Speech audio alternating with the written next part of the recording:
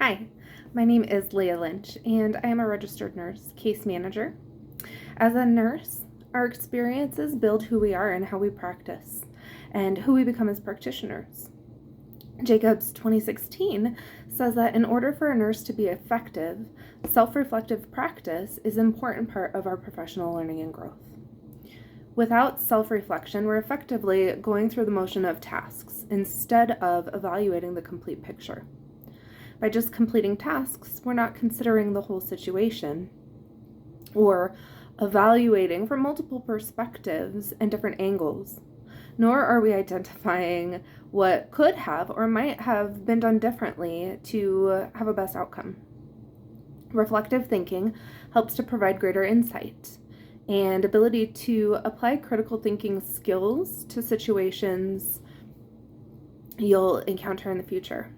Examining your feelings and emotions following an experience, whether it was a challenging one or not, will help nurses better relate to their patients, better cope with stressful situations, and better provide care to future patients that are going to need your help. We as a culture of nurses need to support each other, and through encouraging self-reflection or even doing it together, we can both grow personally and professionally. Recently in my personal practice, a fellow nurse and I were planning for her PTO, and we manage a caseload of about 55 to 60 members.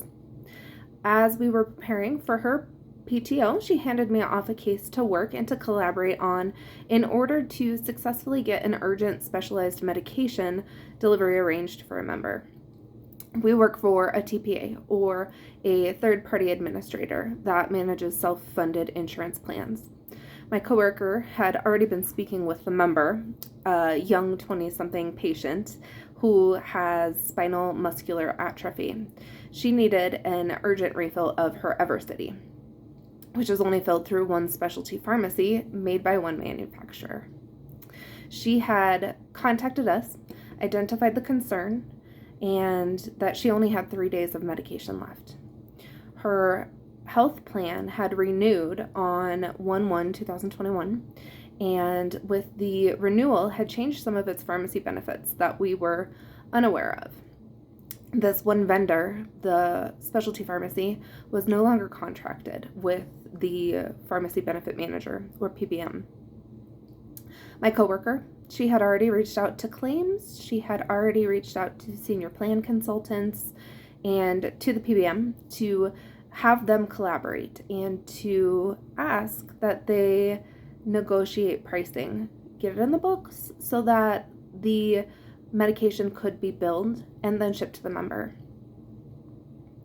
Unfortunately, throughout the cost of getting the medication to the member, there were many instances of poor communication and poor collaboration, which unfortunately ultimately delayed her getting the medication that she needed to have for her spinal muscular atrophy.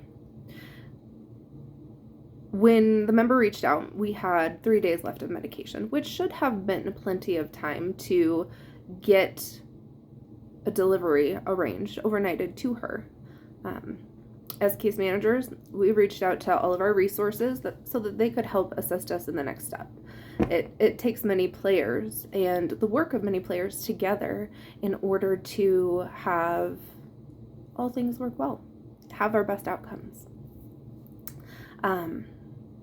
Unfortunately, the communication process was very slow. There were 3 or 4 different parties involved that needed to email back and forth.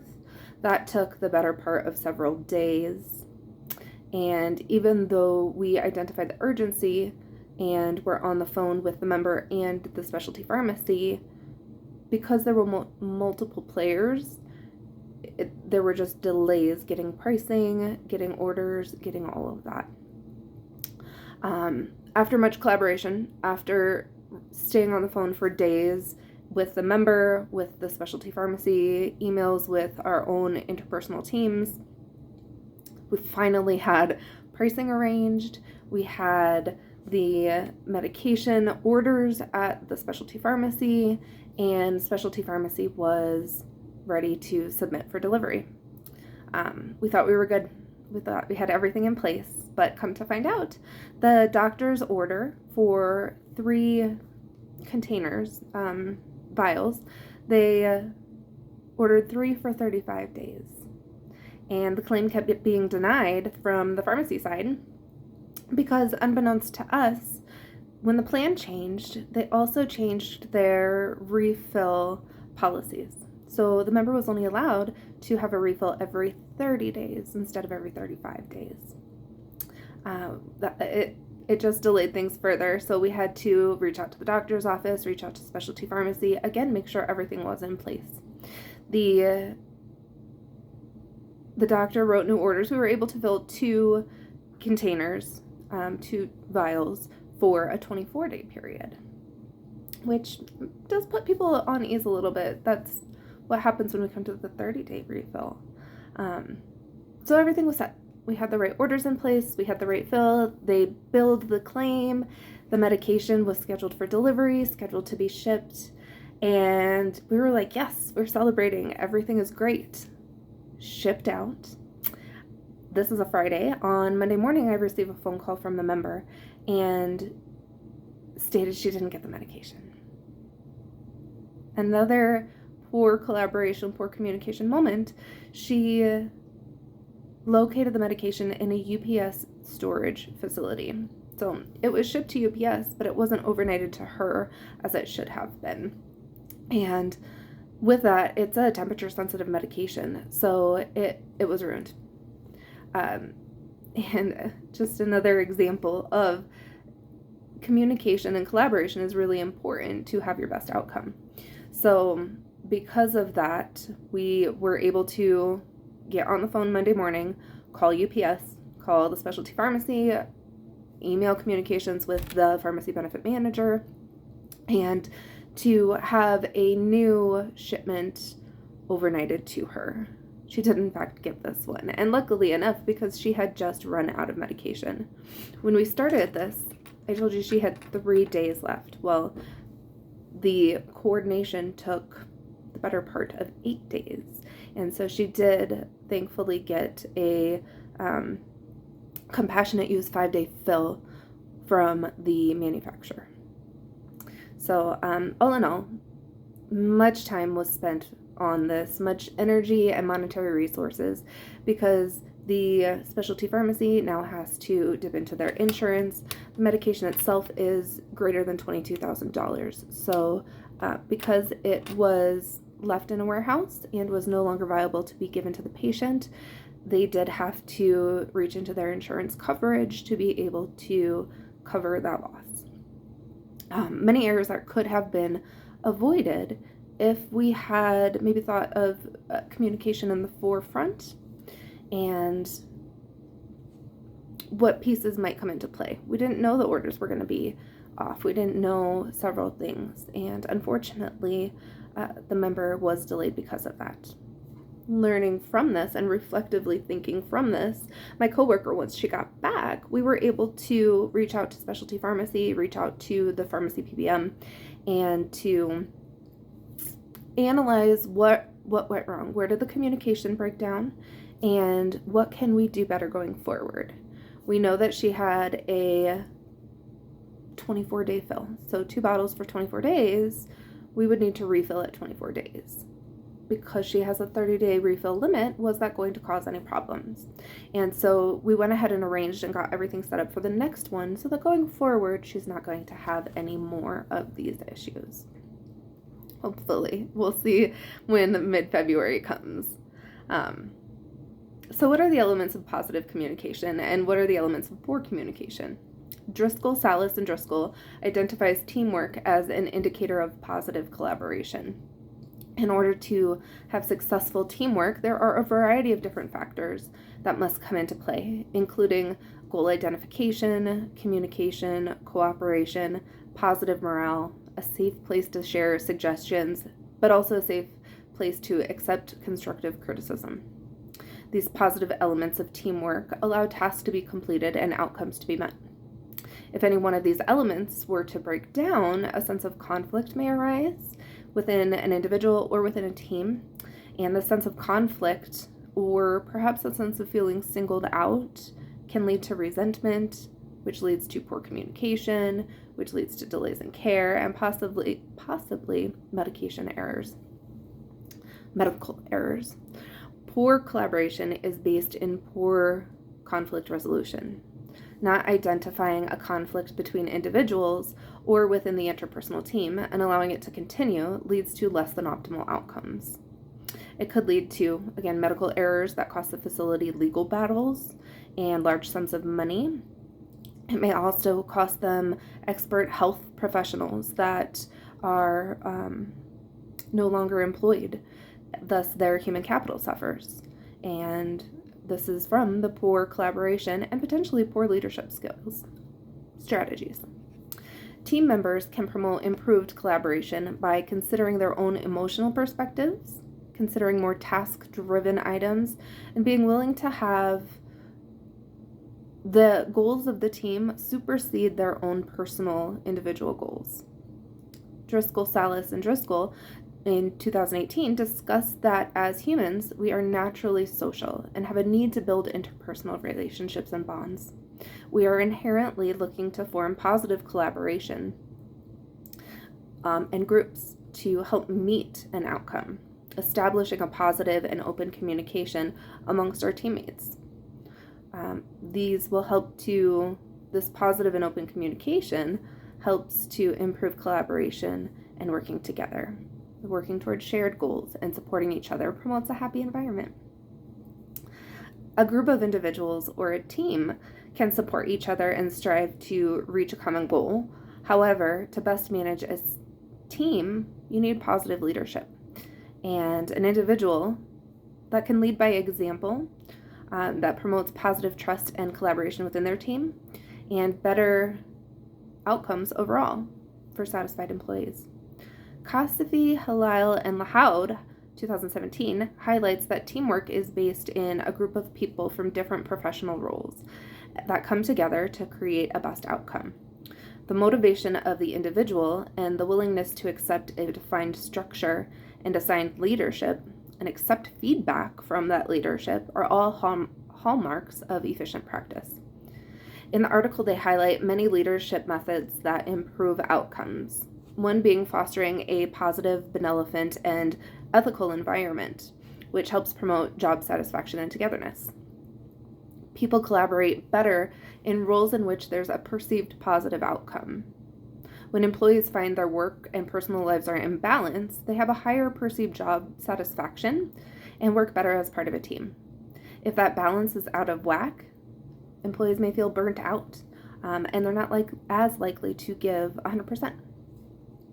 Kasafi, Halal, and Lahoud 2017 identifies 6 leadership styles, all of which may be appropriate in different environments. These leadership methods include the direct approach, where orders are given, instructions are given, a visionary approach, in which the leader has gotten buy-in from the company and buy-in from the employees, and everybody is focused on the one collaborative mission, the one collaborative goal and outcome. An affiliated type that bases the framework on emotional feelings and emotional investment. The participatory approach, in which all team members have a stake in outcomes and company behaviors. So everybody works together and their opinions are heard. They all have a vested interest in the outcome. A pace-setting approach, which is marked by individuals making high achievements, rewards, and continuing to strive for the next goal. And then the reflective method, which is a coaching approach, in which team members, leaders continue to reflectively think about what has happened, how can we improve, and what can we talk about, what processes can we put in place to have successful outcomes in the future. It's a continued method of learning and growth and professional enhancement. A leader's style and interaction with their team will determine how successful they are and how well the interdisciplinary team collaborates. So let's talk about the Villa Health scenario. In review of the Villa Health EHR implementation and rollout, and in listening to everyone's stories, managers, IT, and the nurses, it's clear that the sudden change of adding the EHR caused a lot of stress within the facility. The stress of the change had people feeling like they weren't being listened to, they weren't involved, it wasn't a collaborative process, and people weren't feeling supported. They felt like there was a lack of resources available. IT didn't feel as though the implementation team was listening to them and to what might work best for their facility. The implementation team came in and effectively provided the materials and then left them on their own to figure out how it worked. Or that's the feeling that was presented, which did lead to a lot of negative feelings and a lot of conflict within their facility. The administrator, Stephen, was not happy that he was not included in decision-making processes. And because of this, he wasn't able to process past his emotions, and thus his negative attitude and feelings about the situation permeated through the staff, because he wasn't able to separate business and emotion. The nurses who needed to use the EHR to safely care for patients felt overwhelmed and exhausted. They weren't given the right training to be able to use and support that platform. They, being frustrated and wanting to take care of their patients, weren't collaborating together. One nurse was able to effectively use the system when it was available to be used, and the other nurses were not. A more collaborative approach, helping each other in their time of need, would have led to better patient outcomes. Within the entire team, managers, IT, and nurses, their feelings of exhaustion, feelings of frustration, led to being isolated and to trying to do things independently instead of coming together, talking about things, and having a collaborative approach. They were all unsatisfied with how the rollout happened, but instead of addressing it and meeting together and creating a plan, the frustrations and feelings perseverated, and they were all left to kind of figure things out on their own. In this instance, improved communication and team building may have led to more successful implementation. Yes, team members were frustrated with the rollout. However, having some team building meetings may have helped to lessen those feelings, may have felt more cohesion together. Creating a brainstorming plan with IT may have helped to identify after implementation, how can we help roll it out? What would be best for our facility, our employees, our patients? And to come up with a training process would have been a good opportunity. Now that they can look back at the situation, they can think about what would work well going forward. There may be opportunity from this example to create a process for what happens when the EHR goes down. How are we going to take care of our patients? What are we going to do? For the nurses, the staff, the patient care was priority. And so whether or not they had the working EHR, they did come up with other alternatives to be able to paper document. They went back to paper documentation to help take care of their members. Unfortunately, it does sound like some of the medications might have been missed or maybe orders missed, and so they should accordingly complete incident reports for further evaluation to help reflect back and create a better process for the next time this may happen. They're very lucky that none of their patients suffered, however, want to plan better for the future.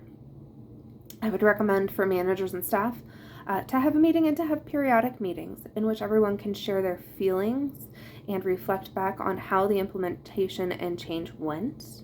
And again, start to create a plan for the future when maybe the technology doesn't work, or maybe there's an upgrade and they need more assistance and training in working the EHR.